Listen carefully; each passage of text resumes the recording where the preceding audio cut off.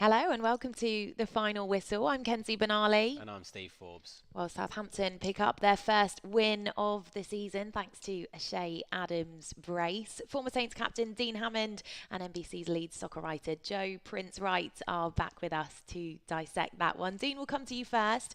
2-1, and you called it early doors. What did you make of the game today? Oh, I'm smiling because I got the score sheet on, which is a little unusual. No, but it's an excellent result for Southampton. Brilliant reaction from going a goal down. Actually thought they showed a lot of discipline. We spoke about it in the show and the build up to the game. They showed a lot of discipline, heart and determination in that first half.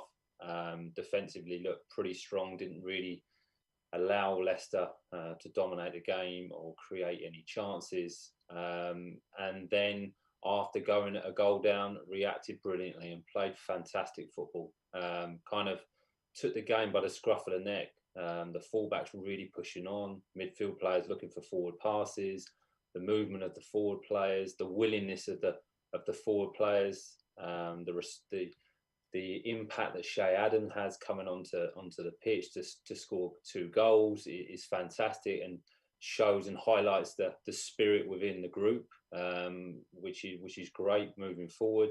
So a really good 3 points and some brilliant performances. Bella Kotchap at the back was fantastic, really was. Want to be careful, not hype him up too much, but it was a brilliant performance. Salisu again, very good. I like the balance between those two. Lavia in midfield didn't put a foot wrong except for one pass in the first half, but apart from that, his awareness in that central position, his quality on the pass was excellent. And Kyle Walker-Peters again, I mean, what an outlet he is on the right hand side, was a real threat. And so a really good team performance, some brilliant performances, and worthy of the 3 points. And I think they deserve to win and could have been even more at the end. So yeah, happy fan this end. Oh, absolutely. Lots of happy people on this side too, Dean. As you say, I mean, it was great to see that reaction after Leicester got their goal. Joe, how pleased were you with that performance today, and what did you make of it? Incredible comeback. And after, being in a position where Saints often go ahead in games and then, lose points from winning positions, it's great to see this resilience on the flip side of it. As soon as Leicester scored, it was like a totally different performance from Saints. As Dean mentioned, defensively pretty solid and stable, but couldn't quite keep hold of the ball in the right areas. But then as soon as they went down, just sparked into life. And then Shay Adams, we know he had a bit of a knock in the week and didn't train much. So obviously came off the bench, had a huge impact. And it was a really good game plan from Ralph Hasenhüttl just to stay in the game and then go for it, just like he did against Leeds. So some great displays. Dean mentioned it there. As someone with a hyphenated name, got a lot of love for Bella Kotchap and Walker-Peters and Ward-Prowse generally. But those two, Bella Kotchap and Walker-Peters in particular, were really good and locked it down there. Bella Kotchap had Jamie Vardy in his back pocket, which is not an easy thing to do. And these young players, it seems like they're growing in confidence even in games, maybe not starting on the front foot, but they believe in themselves and they've clearly got the quality, as we saw in that second half, to turn things around. So as a Saints fan, absolutely buzzing, delighted about that one. And I'm delighted for Dean as well to get the score correct. So well done, mate. Yeah, a lot of smiling faces in the room here. Dean, a lot of the chat before the game was about the lineup and even the formation. Would Ralph play 4-3-3 or 4-2-2-2? How do you think it worked out in the first half? Well, from a defensive point of view, Steve, very well.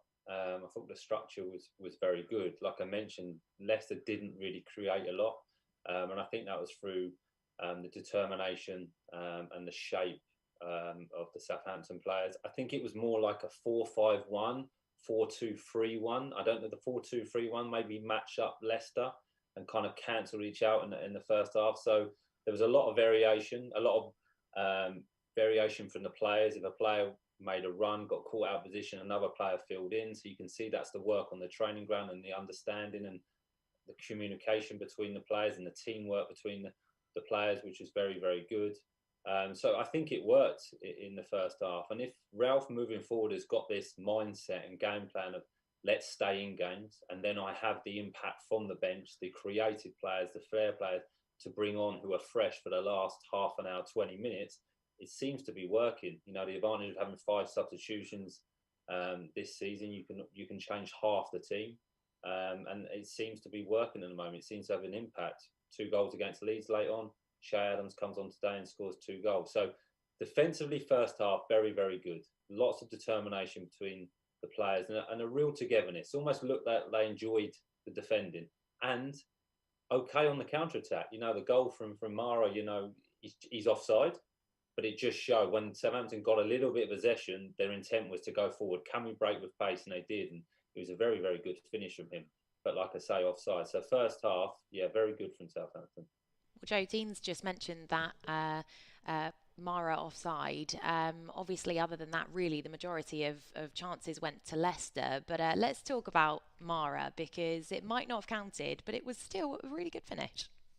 Yeah, it was lovely. It was Thierry Henry-esque, wasn't it? The way he just opened up his body and curled it into the far corner. So again, just showing his potential, his promise.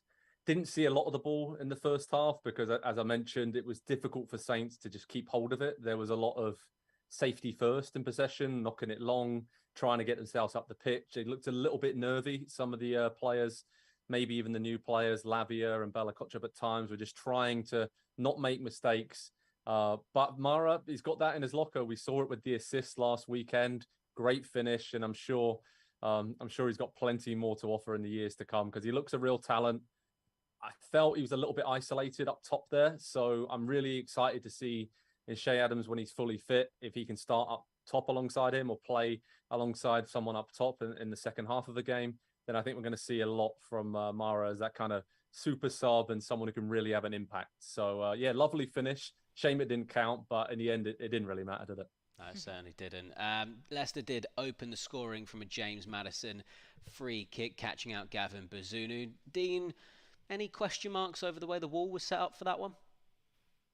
Difficult to say, Steve. Could you put an extra body in the wall, potentially? Could it have been a little bit more across on the left-hand side to prevent that going in at the near post?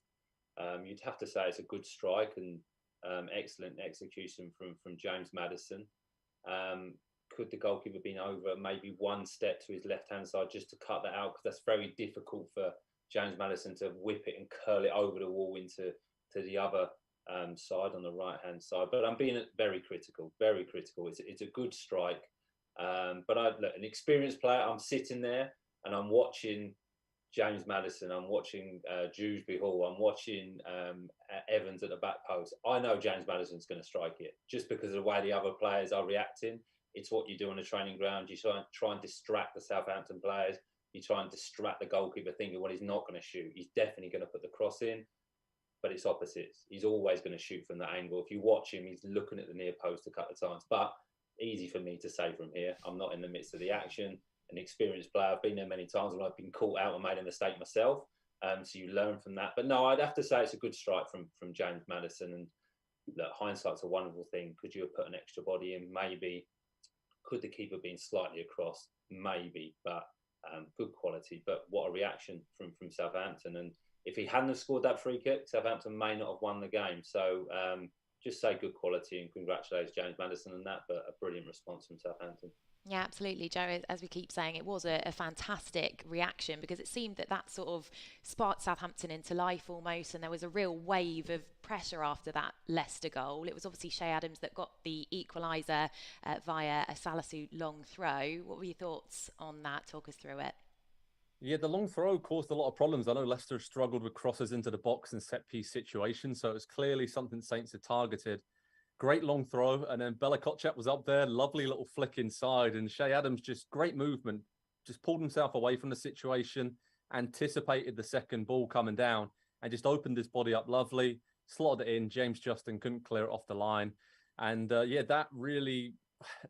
they deserved it, to be perfectly honest. Like you said, they sparked into life when they went 1-0 down. They were creating chances, looking a lot more on the front foot. Yes, it was forced because of the situation, but it's almost like the shackles had come off. And it's at times you're thinking, why can't Saints start like that? But as we mentioned before, the game plan clearly this season, at least early on, is to stay in games, give themselves a chance. And then with the substitutes like Shay Adams this time, coming off the bench, they can have an impact. And we know that Ralph likes to use as many subs as he can to keep the team fresh and keep the tempo up. So great finish. a long throw from Salisu. It seems to be a bit longer this season. I don't know if he's been working out in the gym and pumping the weights even more, but he got a lot closer to the goal. Great flick by Bella Kotchap, and Shay Adams, yeah, lovely finish, and that really got Saints going and kept the positive momentum going, which they kept doing for the rest of the second half. Yeah, definitely. Dean, I'm sure Shay would have been disappointed to lose his place in the starting lineup, and if that first goal would have been a boost to him, I'm sure the second will just do him the world of good going forward. I mean, it's a fantastic goal. It really is, Steve. And we talk about Shay all the time. He's so good when he's just instinctive. He doesn't have that time to really think about it. He just reacts. It's brilliant technique, amazing execution, and doesn't allow Danny Ward any chance to save it. It's a great strike. But it comes from Cole Peters going down that right-hand side. And it happened a couple of times, actually, in the second half, when maybe Cole Peters is brilliant one-on-one and gets into that situation, but he could have cut back a couple of times and laid it back to James Ward-Prowse. This time he did, and I mean, what a delivery from James Ward-Prowse. There's no floating it in, there's no getting high air on it. He just whips it in with pace into that middle of the goal, thinking a striker's got to be in that position. And Shay Adams picks up a brilliant position right in the centre of the goal, right just behind the penalty box. And I mean, what a strike it is. And then goes on and almost gets his hat-trick as well, where the ball drops to him in the box. And again, instinctive, knows where the goal is, hits it into the ground and hits the post. And I mean, what an impact that would have been to come on and score a hat-trick. I believe that would have been his first hat-trick for the club, his first hat-trick in the Premier League. But to get a double was brilliant. And that's what you want from your players, to come on and make a real impact and statement to the manager. So he'll be very, very pleased. And we know with Shay, he scores in bursts. He scores in a few games in a row. So I think this could be a big season from him. He had an impact in the 2 goals against Leeds as well, in terms of holding the ball up. So yeah, he's leading the team at the moment, which is great for him. Joe, another player we need to talk about is Djenepo. He's been getting a lot of praise after that match. One of the comments here from Dan Fox says he was outstanding today. We did have a few question marks, and I'm sure others did too, whether he would be able to play in that back four. How did he do there for you today, and how would you rate his performance? Kenzie, he was superb. He defensively did a great job.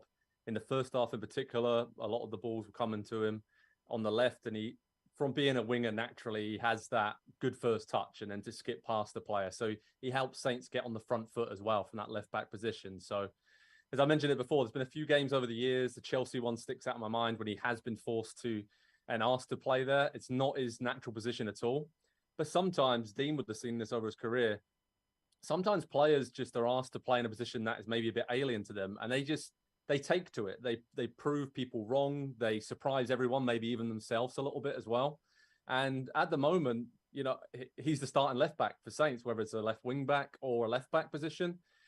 He has taken his opportunity, and many people may have thought he might not be this season. There was reports he maybe moved on, but just fair play to Djenepo, because as I said before, he's a maverick, kind of a mercurial talent. We remember his goals, right, against Brighton and Sheffield United, and those massive, incredible goals he scored early on in his Saints career. Hasn't quite happened for him for a number of reasons, but it's great to see him just giving everything. As a Saints fan, that's all you want. You want to see your defenders flying into the tackles, leaving it all out there. I mean, he was cramping up at the end because he was doing so much running and tracking back. And hats off to Djenepo. And I think he just epitomised this young Saints team. And Shay Adams' comments after the game are saying, the manager, Ralph Hasenhüttl, just asked us to never give up and keep believing. And that's what we're doing. And that's what you saw today. That's what you saw last weekend. And there's a newfound resilience about this team that Djenepo, I think, sums it up. Someone playing out of position, digging in for the team, and another great display from him. Yeah, we'll be hoping to keep that going forward as well, because next up for Southampton is lower league opposition in the League Cup against Cambridge before Manchester United make the trip to St Mary's. Dean, what's your early thoughts ahead of those matches? Well, the game against Cambridge is an opportunity for players within the squad to get minutes.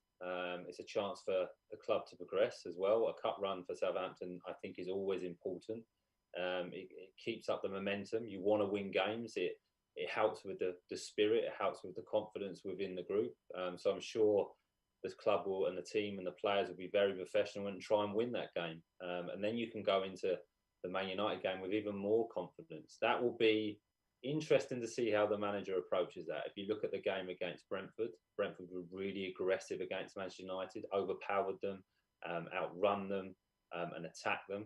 Because defensively, we know there's frailties with Manchester United. Or will Southampton try and contain them, stay in the game, and then again, 20, 30 minutes ago, kind of unleash the players and go, okay, be brave now, take on some more responsibility and try and win us the game. So it'd be interesting to see how Ralph approaches that. But I'm sure the atmosphere at St Mary's will be electric as always, especially after a win. So looking forward to both fixtures, but definitely 2 fixtures that Southampton can win. Yeah, do you think the same, Joe? Think the Cambridge game is going to be a chance for a lot of the fringe players before going back to full strength against United, who are a team in all sorts of bother at the moment? Yeah, I think Cambridge is going to be a good opportunity for the likes of Lianco and many others to get some minutes under their belt and just kind of prove to the manager that they can still be called upon when needed. By the way, Cambridge, for any Saints fans who want to go, great city, went there last year, amazing history, lots of really nice pubs, and I believe this is the first ever time Saints have played against Cambridge in their history, so bit of history there as well. For Man United, in my role of NBC, I'm actually going to Old Trafford to watch Man United Liverpool on Monday, so bit of a scouting mission with my Saints hat on there. But they are in a lot of trouble, United. So I think it's a really good time to play them. I think depending on how it goes against Liverpool on Monday, will dictate if United come down to St Mary's and come flying out the traps if they get a positive result, or there could be a cloud hanging over the club still. So it's interesting, really interesting part of the season, but obviously getting, I'd say, an unexpected win at Leicester for the most part really gives Saints a bit of a cushion now going into these tough couple of games in the Premier League at home coming up, where they can express themselves. And I think actually play quite similar to today. I think they look pretty good, sit back defensively, not playing themselves out of games, just keeping themselves level or, within reach. And then they have the options off the bench to surprise teams and go for it in the last 20 or 30 minutes. So, yeah, it's a big week after a big result. And as Dean said, it's always great to have a cup run. And Saints against Manchester United always seems to throw up some surprise results over the years. So really looking forward to that one at St Mary's. Yeah, we can't wait for that one. Joe, Dean, a pleasure to have you with us as always. We love having them on the show, don't we? But we are going to give you, the fans, the final word on our final whistle today. Thanks for getting in touch. Aids said Bella Kotchap is a bit of a unit, isn't he? He certainly is, yeah. Richard, hello. He says he loves Bella Kotchap. Peter is loving Lavia. He says he had a strong game in midfield. Rubos has simply said Saints and a love heart. That says it all. Vishnu says he loves this club, as do we, Vishnu. Comment here from Robert Bayford on YouTube. Southampton is the best. And time for just one more. Here we go. This one's from Callum Anderson on Facebook. He says, well done on the win. Hopefully we can use this as a springboard to get up the table. Certainly. Good stuff. A lot of happy Saints fans this evening. Well, Southampton have their first win of the Premier League season, where a brace from Shea saves the day. Next up, it's Cambridge in the Carabao Cup. We won't have a Saints live for you for that one, but we will return with another Saints live for Manchester United's trip down to the south coast to St Mary's. That one's on Saturday the 27th. It's a 12:30 kickoff, so we'll be with you from 11:15. Enjoy the rest of your weekend, and we'll see you then. Bye for now.